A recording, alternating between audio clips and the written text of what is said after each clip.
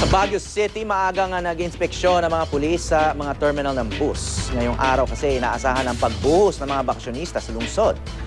May news to go si Jamie Santos. Jamie. Hawi, dahil nga ngayon inaasahan ang dating ng buhos ng mga bakasyonista dito sa Baguio City, nagsagawa ng inspeksyon ng Baguio PNP dito sa bus terminal.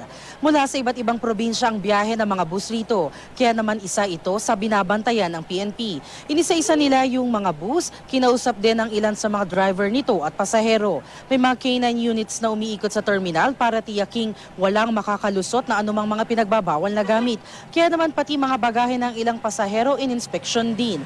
Nasa full alert status sila para tiyakin ang seguridad ng lahat ng bakasyonistang magsesemana Santa rito. Hawi, no, yung mga ilang ding bakasyonistang darating dito, kung walang mga reservation sa mga hotel dito, may mga pwede rin silang tanungan katulad ng Baguio Tourist Guide Assistance Desk. Meron silang makikita dito sa bus terminal. Ia-assiste sila nito dun sa mga hotel na alam nitong mga tourist guide na ito na bakante pa sa mga oras na ito. Hawi? Maraming salamat, Jamie Santos sa Baguio City.